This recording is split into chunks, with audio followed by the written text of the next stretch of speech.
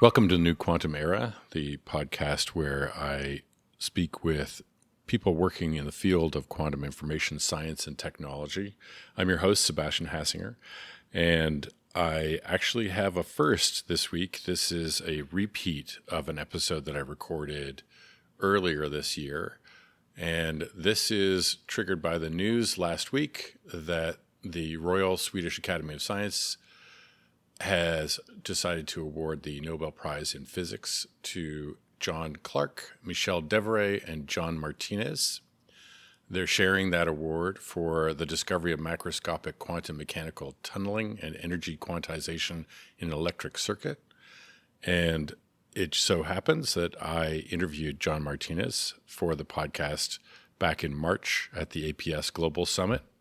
We had a great conversation. John is affiliated with the UC Santa Barbara and with Qolab, a startup that is building superconducting qubits in a very interesting industry alliance with other entities like Applied Materials, Quantum Machines, and others. And in March, they were just emerging from stealth, and John was doing a demo of some of the early calibration software, the Quantum Machines booth on the show floor, and we arranged to do an interview as well. I really enjoyed the interview. John has a great way of explaining. It's very accessible, very, very advanced work, and he is, I think, pretty unique in the field in that he blends a really strong sort of system architecture, system engineering kind of approach, along with very deep quantum physics and quantum science. So congratulations, John, for the Nobel Prize. Very well deserved, and a great moment for the field of quantum information science and technology. And let's take a listen again to the conversation recorded back in March with John.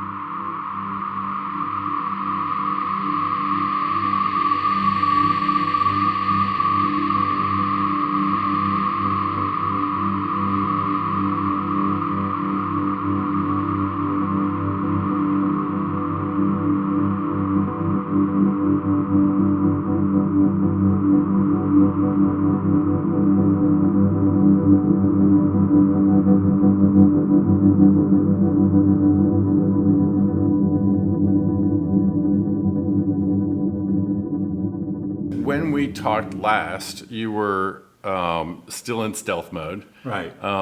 And knowing that you were sort of out of stealth mode now, I was skimming back over that paper on building a scalable Million-Qubit system. Oh, yeah, that we published a few months ago. Right, exactly, which is a great read. It's a really good overview of the systematically sort of like what are all the. Go ahead. So, did you get through the whole paper?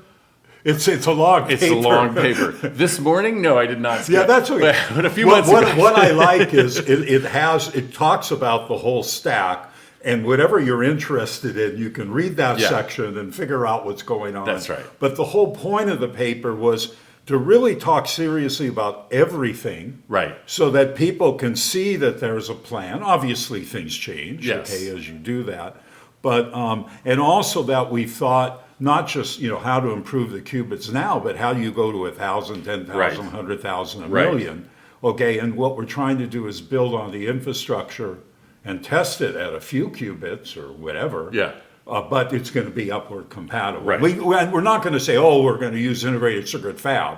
You have to go much deeper into that to make sure that it's really going to work. Yeah. So that was, that's what we've been thinking for quite a few years now, as you said, in stealth mode. And I didn't have the motivation to work on it until our collaborators worked on the whole stack and said, okay, it's really time to do that. But yeah, that was kind of one of the nicer papers I've been on in my career, because it just pulls together all this thinking that we've been doing over the past decade or more. And what immediately occurred to me was something that you said in our conversation a couple of years ago that really stuck with me, in that, you have a systems approach Right. to the way you're thinking. You're not, Right.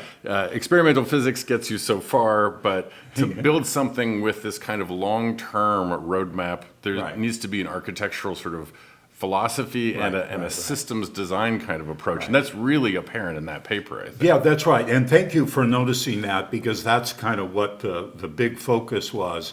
And again, what is the long-term vision? What do you have to build to do something? And then you back away. Now, I've been thinking about this for a long time, but the paper forced us to be real disciplined to Right. communicate that properly. And I'm glad, it got across to you, Right. because that was kind of our intent. Yeah. And to do that. And the other nice thing, of course, now we're out of stealth mode, and I'll talk about it in my talk later today, is we have a very unusual business model in that we're collaborating Right. with a lot of semiconductor companies. Yeah. So typically what the various quantum computing people, like Google, is they're big enough, they can fund the whole stack. Right. As a startup, as whatever, we can't do that. So we collaborate with many people, and especially with many semiconductor companies who have really deep expertise in different areas. Right. And that way you get to take advantage of that expertise. And specifically, they're going to be able to scale better because they know how to do, and they'll know how to keep costs down, which is like, no one talks about cost for a quantum computer, and it's big. But the hope is we can manage that a little bit better. Now, the hard part about this is you have to share, and you have to collaborate, and you have to communicate to this whole team, the details of what Right. you're going to do. And that's everyone kind of wants to hold their information tight and not share their infrastructure. But we decided that, that's the best way to move forward practically. Now I'm getting where the name Qolab originates from. Yeah, it's really Q baked plus in. collaboration. Yes, that's you got it. And that was kind of the ethos that we started with. Right. That would, and this is not that crazy of a business, because when you think about the computer industry, semiconductor Sure. industry, it was like IBM for many decades. And then in the 70s, and especially in the 80s, instead of everyone doing everything, Right. it all branched out, and people did their different specialties. Right. And there's a natural reason why that happened, and it's better. Well, I mean, that reflects the sort of systems thinking right from the beginning, right? You're anticipating this thing growing to a scale where one entity, I mean, even an IBM, even at its peak, still had a supply chain, right? I mean, that's there right. still is this sort of large multi-party kind of collaboration that needs to come together. That's right. to Yeah, build something that and we elaborate. think that's the right model. Yeah. And we think we're far enough along that it's time to switch. It's like the 70s, Right. in the semiconductor industry. It's time to switch. And, we're trying out that model, but, it's actually been working pretty well. That's great. And we like it a lot. It makes sense. And then, Qolab acts as system integrator at the low-level hardware end. Right. And then in our collaboration at the very high end, we have HP Enterprises, Right. which make supercomputers. Right. So they're going to be the system integrator Right. at the high end. And when you think about their expertise in software and running complex workloads, that's really good collaboration. Right. Well, and we talk enough of the same language Yes. that we can do this. Yeah, and it's also, I think, over the last couple of years has been a dawning realization that to put these devices, these eventual future devices, into productive kind of solutions, there's going to have to be very tight integration with classical computing at scale. So Right. an HPE is a really good choice for that. Yeah, type of- HP is good. And the other thing that happened is in our paper that's coming out, hopefully in a journal, NVIDIA is now on the paper. Oh, great. And that would be a very good collaboration because, of course, they make powerful GPUs. And I think if you want to do the error correction decoding, Right. Like let's say simply and powerfully, Right. then that's the way to do it. Now, they still have to show you can do it. It's Yeah. not obvious. Yeah. It's a hard problem. One of many. And for example, like River Lane, they're trying to build ASICs, which is maybe the right way to go, but it's certainly a good way to go. Right. We do NVIDIA, and then, we'll see what's better. Well, and I noticed also you're partnering with quantum machines, because you call out in that paper at multiple sort of inflection points how the wiring and the control systems are going to be one of the major stumbling blocks for transitioning from NISQ to... we kind of took it at every power of 10, from 100 to 1,000, Right. 10,000, 100,000. We talk about what you need to do and how to think about that properly. And that was a very good way for us to kind of describe what's going on. So we have an integrated solution that scales to about 20,000 qubits. Wow. And then, which is one module, and then you put together the modules by tiling them together, which can then scale up, to a couple 100,000 to maybe 1 million. And then, that's a pretty big dilution refrigerator, and maybe you want So to that's think all in about one fridge you're expecting? Well, we think at least about 200,000 Wow. is one fridge. Great. But So you definitely have some new approaches to wiring and controls. yeah, well, that's all. One big coax per qubit is not going to cut. Well, actually, it's a brute force wiring. Really? But if you use the proper semiconductor, you have to use semiconductor manufacturing. So we're doing, wafer scale integration, and then we're using flex. Right. For, not coax, but flex. Right. And people know how to make printed circuit boards. Yeah. Okay? And then you use CMOS control electronic ASICs, which we need to investigate. And, so I think if you just do the brute force scaling, you can imagine a path forward. Right. Obviously, if we can combine things, and we have some ideas on that, Yeah. where we can combine things at the right place, I think we can do that too. But that's for a long time. Wow. But I would say the first thing we're doing is figuring out how to build a 20,000 qubit module with really good qubits. Very cool. So that brings us to the qubits. You've obviously got a track record in working in superconducting qubits, transmons. What can you tell me about the way you're designing the qubits for Qolab? So this is a very complicated system engineering problem, and Right. people have a lot of different qubits to do that. But getting the right control and the right crosstalk and whatever is difficult. So we think adjustable qubits, adjustable couplers is the way to go. Just this morning, I was listening to a very nice talk from a Chinese university who's been able to get this to work too. And their numbers are good, and Google's done that. Right. Other people have done that. There's really some good reasons to think that that's the way to go. So it's that, and we think we have a design, we've done the theory, where we can make kind of the intrinsic errors, let's say the 2 qubit errors, that's the hardest Right. thing, down in the 10 to the minus 4 range. If we can just get the coherence of like 200 microseconds, we think it could be in the 3 times 10 to the minus 4 range. And that's including all the strays and everything. So, of course, that's on paper. Paper Yes. qubits are the best. They are the best. So we have to make physical qubits. We have a design in the refrigerator right now that we're testing, and various things look good. So but we're starting the whole process just saying, okay, we have to make really good qubits, and what is that design? Right. What do we have to do? We understand that, and we're going to focus on that. And then once we can get that to work, or a few qubits to work, then at the same time we're working on all the scaling yeah. things, so that hopefully we can do that relatively Right. quickly. But there's a lot of control and software you Of have course. to build to do that. Yeah. But that's the basic plan. We're not trying to build lots of qubits in the beginning. We're trying to Right. build a small number, Yeah. but do it really well, and build it with the future in mind. Right. So tunable coupling, Tunable coupler, tunable transmons, tunable transmons, laid out in a lattice. Yeah, we think that the surface code Right. architecture is good, and for near, and if someone comes up with some better ideas, we'll think about it. But, Right.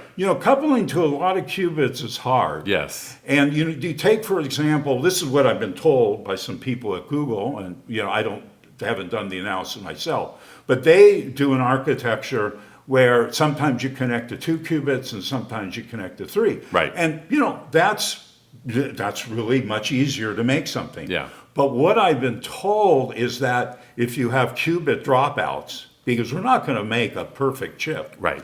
then that architecture is pretty intolerant to errors. Whereas the surface code, you can have, I think, 1 or 2% errors, Right. dropouts, Right. and then you can work around it because Right. the connectivity is higher. better. So this is That an makes example of system engineering Yeah, thinking. That you can do things that is kind of simpler right now, Right. but you really have to think long term. Right. What's going to be more reliable. So Yeah. reliability is a big issue. Of course. And when you look at, over the last year, right, we've obviously had some really big stories around error correction, and also sort of new iterations of superconducting qubit design. So not just cat qubits, but dual rail qubits and the Atlantic qubit, quantum circuits, et cetera. Do you see sort of that low-level qubit design as being something that's somewhat flexible over time? Like, in other words, your grand plan is the whole system architecture, but you could potentially swap out a different qubit design. So our business plan is to get really good at fabrication. Okay, and do that well. And we're going to work it out for our own qubit design. However, we're going to generate the processes and PDKs and whatever so that if someone else wants to build their thing, then they can build it in ours. In fact, we're meeting someone today or tomorrow to discuss, make sure that we're going to compatible. And that collaborative set of partners. It's a collaborative thing. It makes sense to have multiple potential qubit designs in that sort of that's large right. And, ecosystem. that's straightforward to do. And in the way that we designed the business model and our ecosystem, then we can change that. So someone has a better qubit, then that's fine.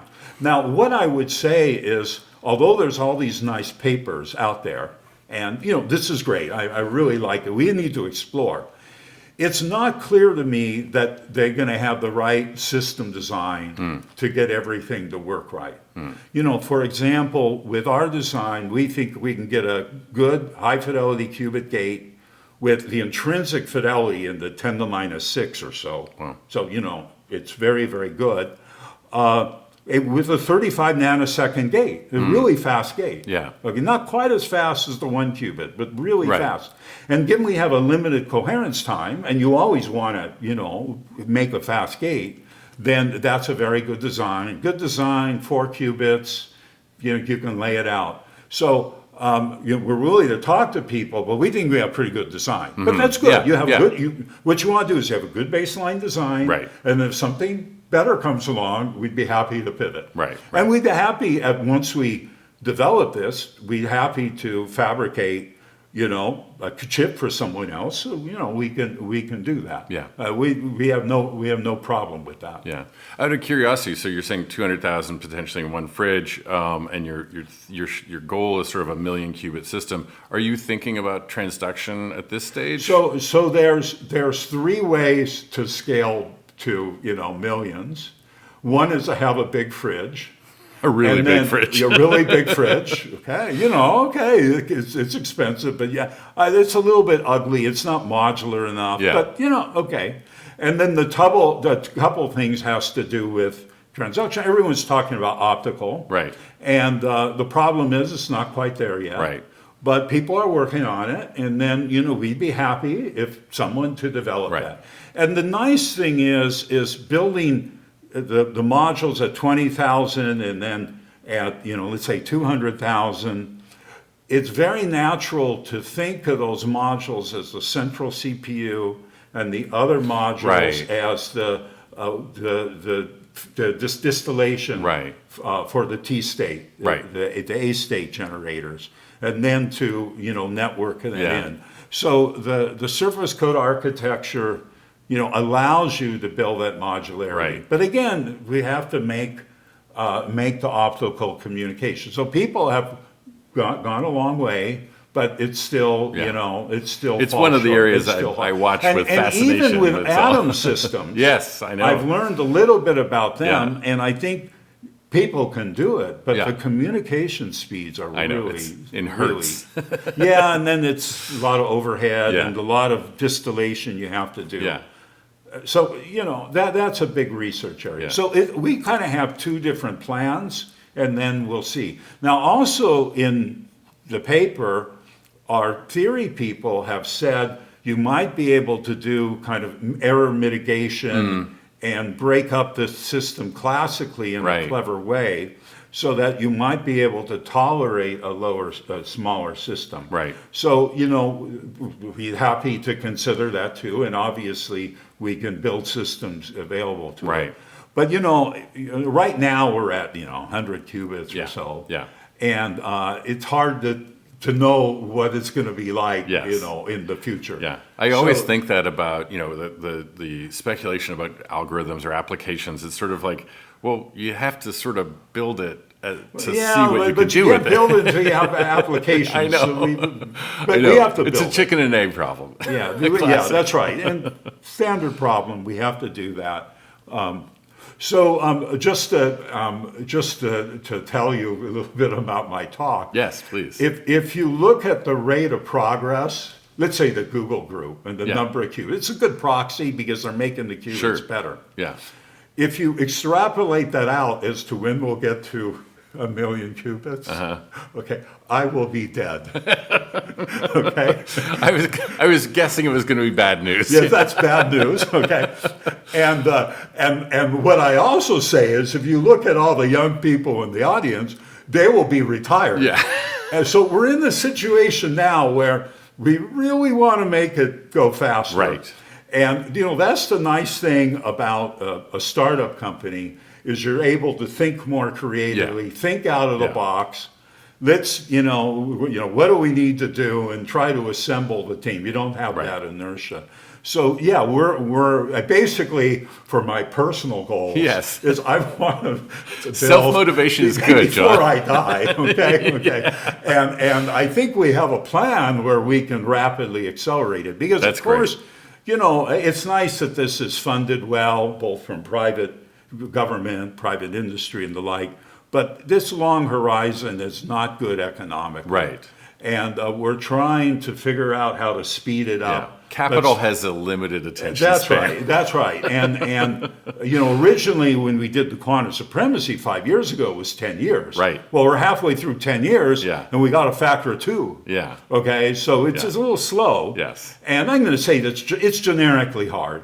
So our position paper was, what's an approach to solve that problem? Right. And it's also approach, like I said before, is how to make it cost effective. Right. And how to do it in a way that makes sense that way. I was thinking as well, again, from this sort of systems architecture kind of point of view, it makes sense that what we're chasing is that moment when we can leverage everything we've learned about CMOS, right? That's the most successful human scale story that's ever existed. We fabricate like trillions of transistors a day at this point.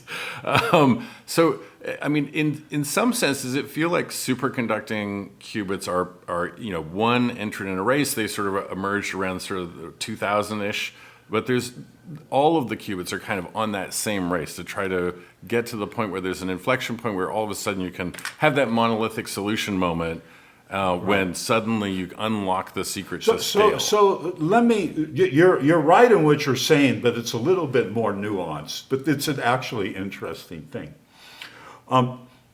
You want to take advantage of CMOS. But if you go to a CMOS foundry, and we actually tried that in the last few years, and we got a piece of paper out of it. Right.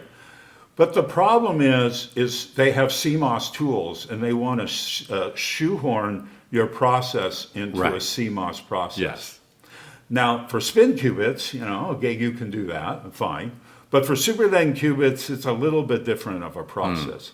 So it's fine, but you still have to buy the tools and bring them up and all that. Right. So the way we figured this out, took us a while to figure this out profoundly, okay?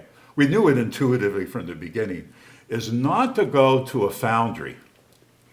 And it's not a 300 millimeter foundry is the answer. Okay? Right, got it. You go to 300 millimeter because they have the latest, most advanced tools.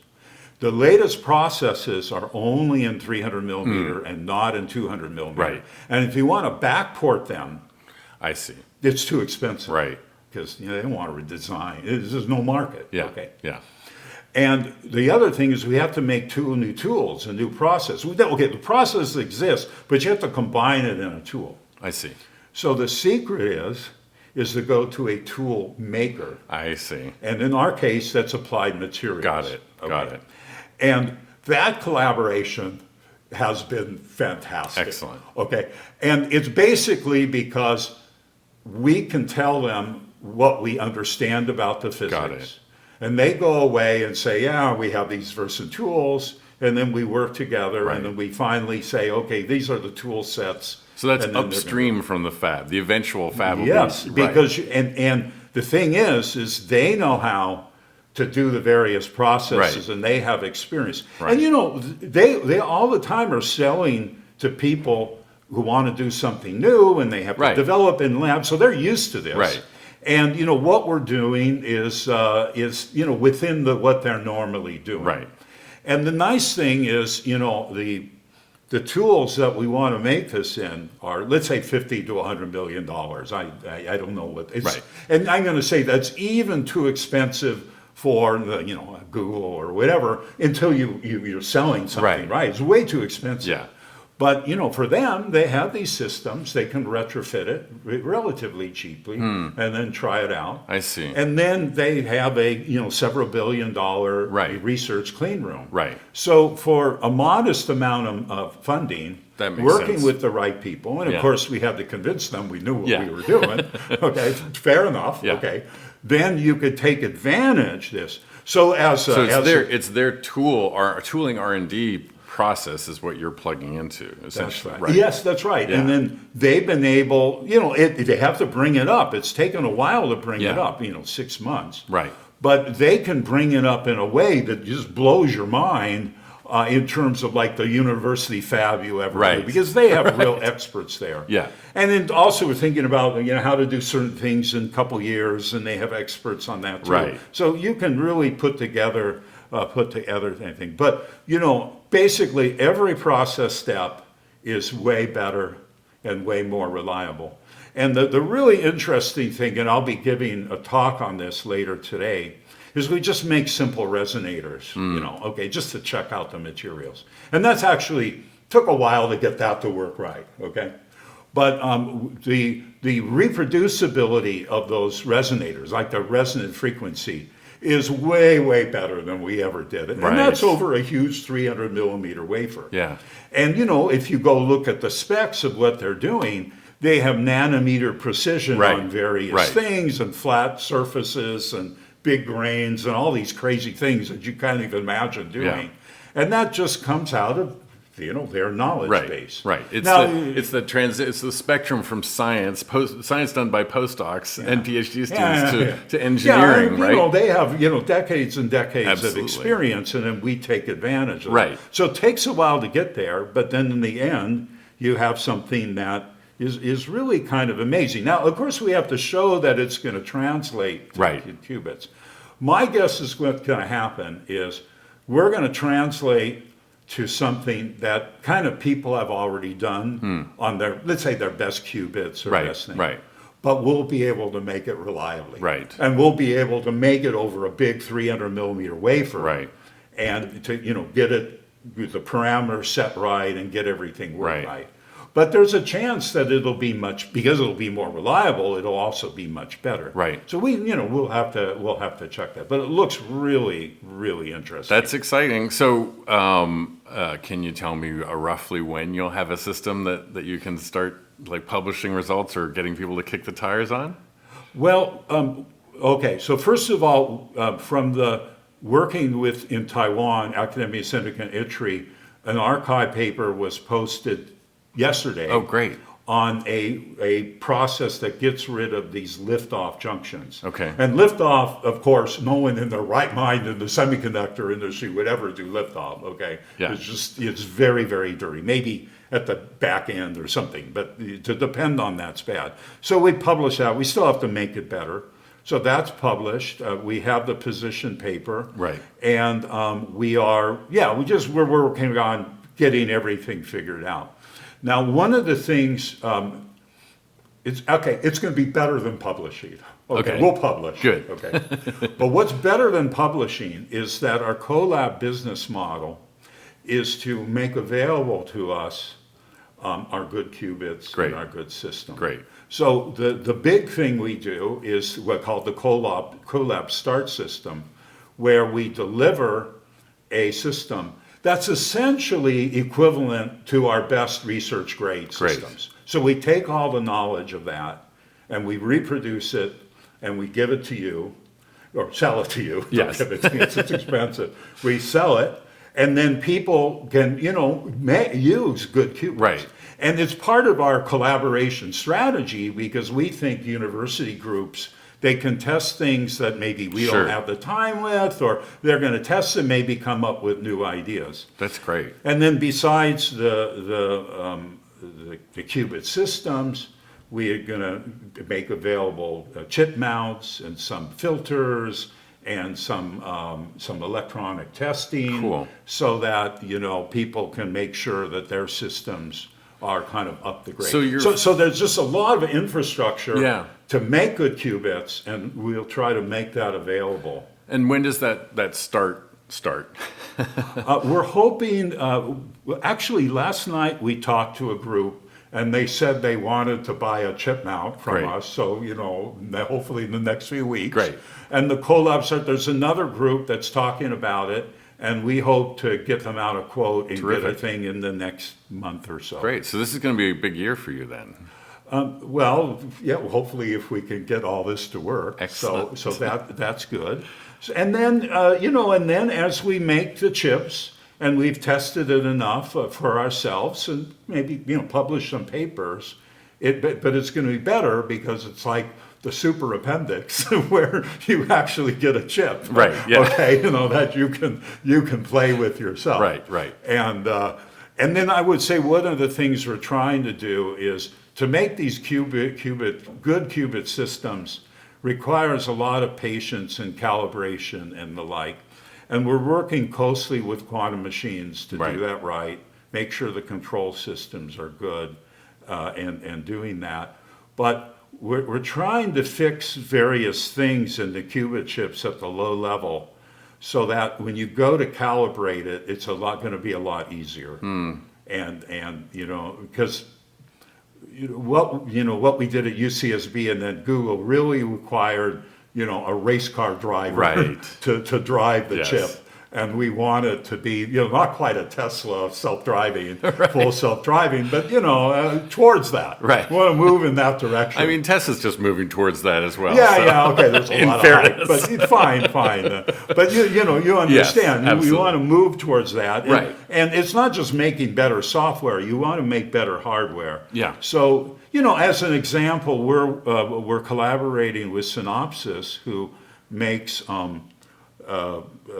EM simulation and design tools. Yeah. And we're working with them to figure out how to do an EM simulation on 1,000 qubit device or something. It's actually a hard problem because of the different length scales involved. Right.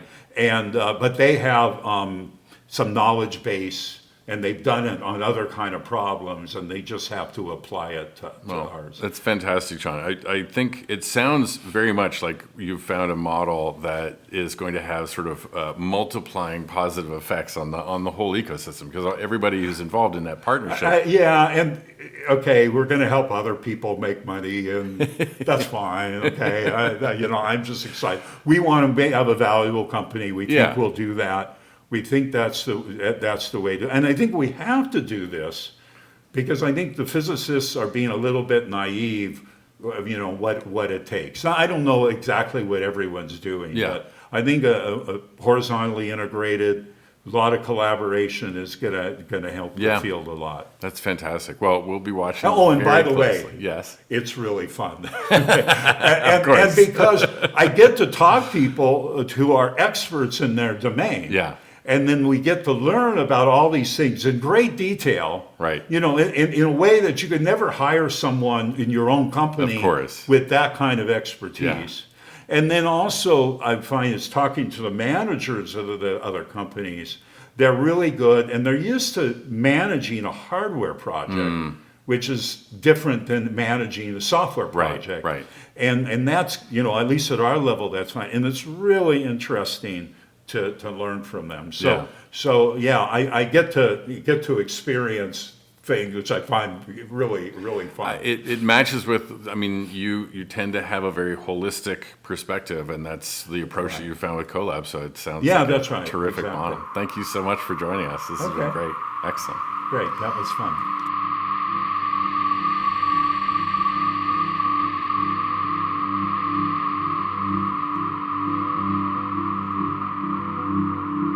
Thank you for listening to another episode of the podcast, a production of the New Quantum Era, hosted by me, Sebastian Hassinger, with theme music by OCH. You can find past episodes on www.newquantumera.com or on Blue Sky at newquantumera.com. If you enjoy the podcast, please subscribe and tell your quantum curious friends to give it a listen.